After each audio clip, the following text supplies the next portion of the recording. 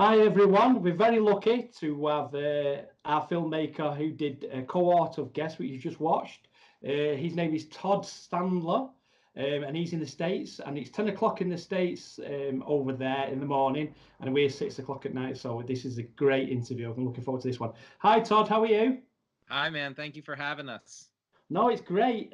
So it's great you've sent your film, and we loved the film. There was a lot going on in the film, which we'll talk about at length in a little while. But what I'm always interested in is, can you tell the audience the history of your filmmaking career?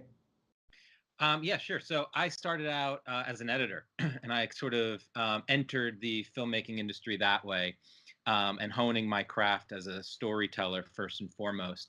And I've gotten to work with some very incredible people, from Steven Spielberg and Kathy Kennedy to David Yates and Jonathan Demme, and sort of really honing those skills. And then over the last few years, I've been making the full transition into directing full time, and really trying to develop and push out my own content, my own work. And so that's where I'm at today. And The Cohort is the fourth film that I've directed, and we're hoping to now parlay this into some longer form series that we have in development as well. Okay, so what do you think about? That's brilliant. You've worked with Spielberg and all the names you mentioned. That's crazy, and it's absolutely fantastic. So what do you think about the short film sort of area of filmmaking? What's exciting about that to you? I think any opportunity to be economical with your storytelling is the way to go. And using short films as a medium, which, of course, they're always just labors of love. We all know that we're not going to get paid to make short films because they're just so hard to get out, and there's so many being made, so many excellent films being made. But it really does force you to work inside very sort of specific parameters. And so the challenges that we face are different, but primarily it's how do we tell a story in as efficient a way as possible, in as little time as possible. And I always like working within those parameters.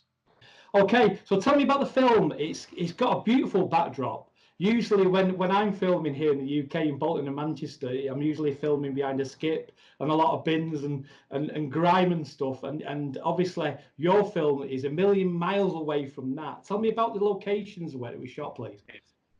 So we were very fortunate. My friend has a house in Los Angeles that he generously lent to us over the course of a weekend. And it's one of those things, like I work with a writing partner. She lives in Canada. I am in Los Angeles at the moment. And we were writing something last year, and it just felt like every time we'd get on the phone, we'd be hearing in the news more thoughts and prayers, some sort of act of violence and trauma that's sort of just plaguing not just our nation, but nations across the world. And it was really one of those challenges to sort of get into a creative mindset, knowing that all this stuff was happening. And so we kind of put a pause on that project, and we started looking inward as to what we should be doing that can help combat this violence. And so we came across this story.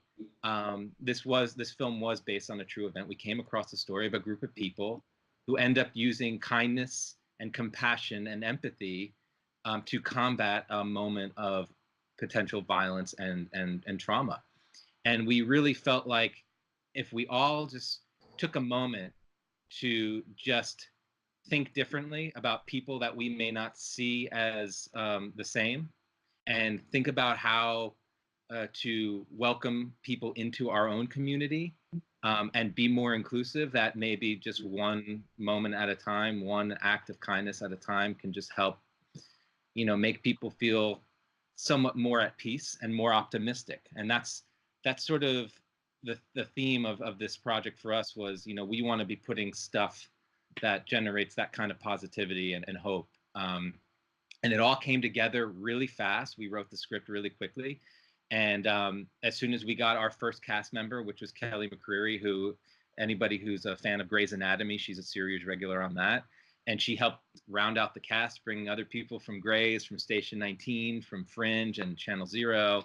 And I'd have to say it was one of the smoothest shoots I've ever had the privilege of being a part of, and they were so collaborative, and it was just wonderful. And so we did it really quick, and that backyard was so conducive to making our production move really fast, because we were able to just literally just sweep around that table without having to move furniture, props, and have to restage anything. It was just, it worked out really well. So if people want to see more of your work, where can they go online to see it?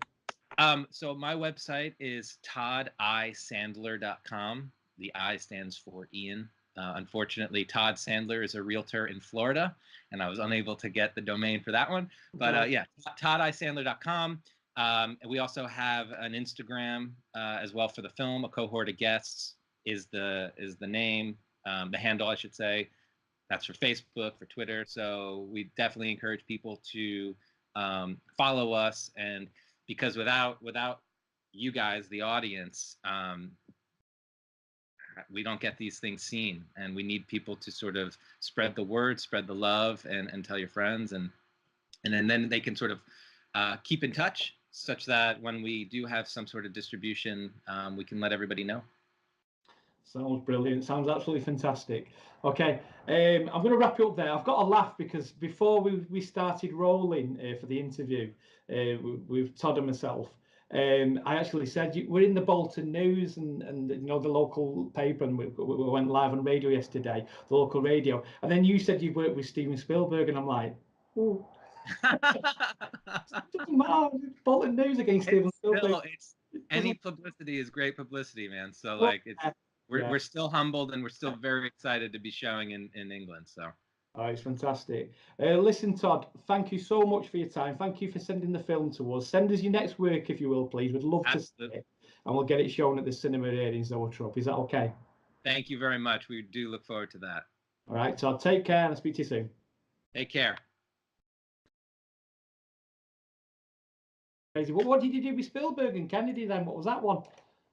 Can you see behind me? I cut a tribute for Spielberg as part of like this event at a nonprofit film center. Yeah. And when he got up on stage, he kind of flipped out, and he got up on stage. He's like, "Todd Sandler cut that reel." I was like, "What?" Wow. He must have asked somebody who did it. And 2 days later, well, I went up to him afterwards, and I was like, "If there's ever an opportunity for us to work together, let me know." And he said, "I would love that." And 2 days later, I got a call from Kathy Kennedy asking if I'd come out and do some trailers and TV spots for Warhorse. And that's sort of what got me to LA, was working on that. And then Kathy went on to move over to Lucasfilm, and she brought me on to work on a couple Star Wars things. Oh, shut up now. No. Can I show you something? I'm still filming. I want to film this. Can I show you something? Okay. I'm sorry to interrupt you. Sorry. No. Well, I'll go over here. We should have talked about this on camera. So anyway, this is me being, I'm a massive Star Wars geeky. These are all over the studio. There's my Falcon, and I've got an AT-AT over there. Okay, I will. Oh, come on, Lorraine, you have to come and see this. Sorry, my producer Lorraine wants to see this. Go on. I'll see Millennium Falcon, and I will raise you. Oh, go on. Oh, he's gonna. Oh, here we go. No, we've got one of them. It's in there. It's in the other room. Lorraine, bring it in. So we're at stalemate now.